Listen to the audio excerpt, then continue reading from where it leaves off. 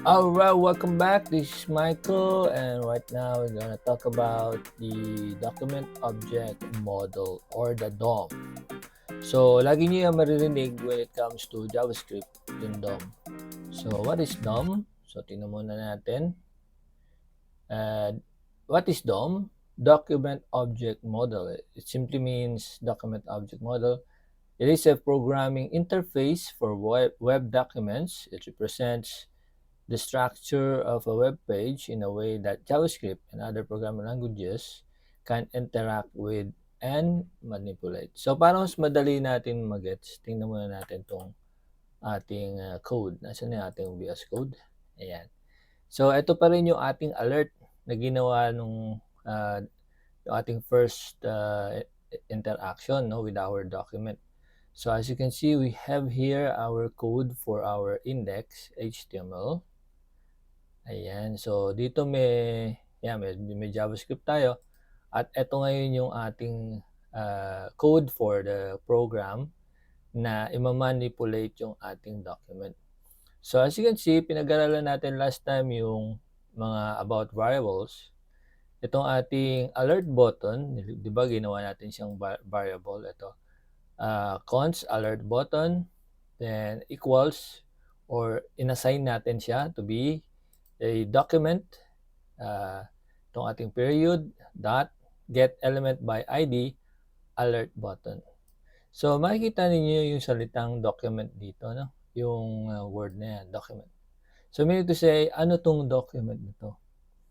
At ginawa natin siyang value, itong buong line, ginawa natin siyang value na naka-assign dito sa alert button. So, whenever we call the alert button, kagaya nito, tinawag natin siya dito, ay meron siyang gagawin or meron siyang hihintayin. Event listener, click.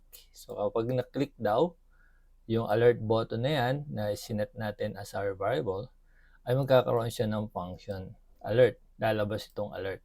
So, ito, alert, ay by default, ilalabas niya sa top of the browser, hello, my name is Michael. How are you today?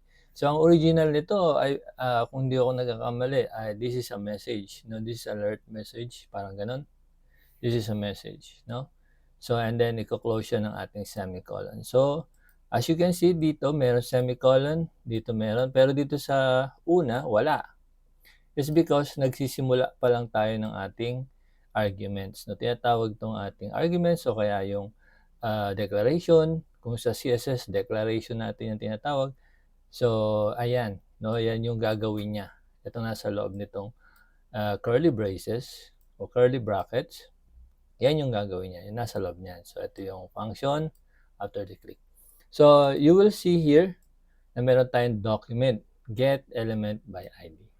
So, para mas magets pa natin, no, kasi dito, tinawag natin yung document dyan. Balik tayo sa ating slide. Wala yung slide natin. Ito. Document Object Model. So, ibig sabihin, pagka pinag-usapan yung model, pag sinabi mong Document Object Model, kailangan maintindihan muna natin, ano ba yung document? So, ano ba yung document when it comes to JavaScript and the web development? Pag sinabi nating DOM, ang ibig sabihin niyan, walang iba kundi yung ating HTML file. Okay? So, dito, pinagsama natin, no, HTML file, then CSS, kasi ang point natin na gustong i-share sa inyo is yung anong ginagawa ng JavaScript, di ba?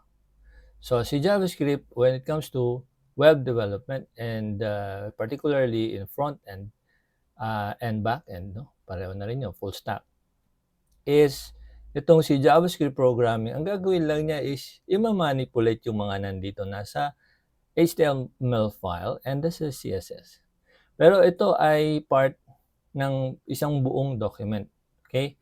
Kasi ang CSS naman, siya ay parang more on design, while the HTML file, siya talaga yung document. Okay? Yung CSS, pampaganda lang. Okay? Tandaan natin yan. Design lang ang CSS. Kahit walang CSS, meron pa rin information. Pangit nga lang tingnan. No? So, ito yung tinatawag nating document. No? Yung elements niya, tags, Tapos yung sinasabing CSS dito is yung kanyang ID and class. Kasi 'di ba ang class and then ID, nasaan ba na makikita yan? ID and class, nasa ano ba, CSS o sa HTML? Okay, so yung element ID natin and then class name, nakikita yan sa HTML file, 'no? Kasi kung wala yung HTML file, wala rin naman tayong CSS, 'di ba? So, lahat ay nakadepende sa HTML. So, siya yung talaga mother document. Sabihin natin, the only document for web development, yung ating HTML. Pag wala yan, wala ka namang information. So, ano pa purpose ng CSS, no? Alright. So, yan yung ibig sabihin ng JavaScript programming. Ima-manipulate niya o babaguhin niya o gagawa siya ng event dito sa yung HTML file. So, kung wala ang HTML file, kung wala tong document, so, gagawin mo lang siya sa, tawag dito, sa console lang. Yung, di ba, sa DevTools console, doon mo nakikita kung meron kang ginagawa doon. 1+1, 2+2, tapos mga console log. Sino naman ang pupunta sa console log, di ba? I mean sa console, sino pupunta doon? Wala naman, 'di ba? Pag open mo ng browser, ang laging titingnan ni client, ni user, o even ng mga admins, tinitingnan nila is yung the document object model. So para madagdagan pa yung information natin dito is, let's say ito yung ating HTML document tree, katulad dun sa ating alert. Meron tayo dun basic HTML and then JavaScript. So HTML, sa JavaScript, pag sinabi mong document tree, HTML document tree, yung HTML file ay composed of elements. Could be your header, your paragraph, your body. No, may body pa nga dyan, hindi ko nailagay. Forms, tables, list. So, napakaraming tags, di ba? And elements sa HTML file. While itong mga ito, connected siya with our CSS, and through that is ginagamit natin yung ID and then class name, 'di ba? Yung ID is for the unique name o unique, sabihin na natin unique identification. Then class, pwede itong kunyari sa buong body, ang color ng font ay black. So, dapat ay alam na natin yan, ano? So, hindi ko na-explain yan about the CSS and classes, ID. Hindi na dapat. But, konting review. So, ID, ito ay unique. Isa lang ang may name niyan. Hindi pwedeng dalawa o tatlo. Kasi, pag ginawa mong dalawa, tatlo, affected din sila. Parang class na rin. So, best gagawin mo kung marami sila, o dalawa o tatlo, higit pa, class ang gamitin mo, class name. Diba? Pag ID, isa lang yan. Kasi yan ay pwedeng tawagin by CSS, nung ating design. Pwede rin tawagin siya by JavaScript. So, wala dito ang JavaScript. Diba? Kasi, eto yung document. So, kapag sinabi mong document, yung mismong composure, yung mismong structure, composed of HTML file talaga lang, no? And then, ina-add lang natin yung CSS. Okay, pag sinabing document, yun yung information, ano? And CSS is not just an information, ano? I'm sorry, hindi siya information talaga, kundi pang design. So, gusto kong tingnan yung ito. Hindi yan eh, ito. Tayo dito, di ba? Ito yan, no? Yeah. So, ayan, hello, how are you today? So, pwede nyo i-type. Then, type nyo dito, DOM. Hindi nyo pala kita dyan. Ito, i-zoom natin. DOM in JavaScript. Yan. So, ang click nyo ay images. Pwede nyo siya aralin for your additional information. As you can see, iba't iba yung kanilang presentation ng let's say, itong ating mga images. So, ito ay galing sa W3 Schools. Delete naman. Yan. So, meron siyang document, root element, HTML, element head, element body, pinaghiwalay niya, no? Element title, my text. Ayan. So, ibig sabihin, yung mga yan ay part ng document. Ito. No? So, hindi siya basta lang pagka maliliit naman kasi ng kanilang mga images. Putol. So, ito naman sa Media Dev 2. Ayan. Document, root element, head, title. Ayan. So, composed of mga elements sila, di ba? So, and tags. Tingnan pa natin iba. So, iba-iba to eh. No? Meron dito, table naman. Itong isa, Wikipedia.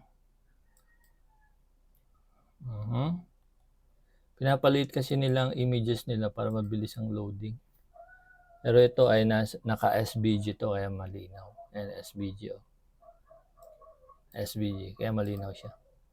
And so, as you can see here, yung presentation naman nila ng DOM, Document Object Model, ay itong document, HTML, head, body, so hiwalay-walay sa kanila. Now, so as you can see, everything is about element in the HTML. So kapag sinabing DOM, ibig lang sabihin yan, HTML, okay? At yan yung ima-manipulate. Okay, yan yung i-change, babaguhin, gagawa ng interactive. So that's why, yan yung trabaho ni JavaScript in regards to front-end. Ganun din naman sa back-end. Sa back-end naman, irarun mo lang yung script para makuha mo yung mga dapat na files and ipapakita mo lang sa user. No, yung request and response, no, and databases. So, yun yung sa back-end. Pero right now, we are talking about the front-end. Okay? So, going back sa ating VS Code. Yan. So, you will see here, we have declared the variable name as alert button.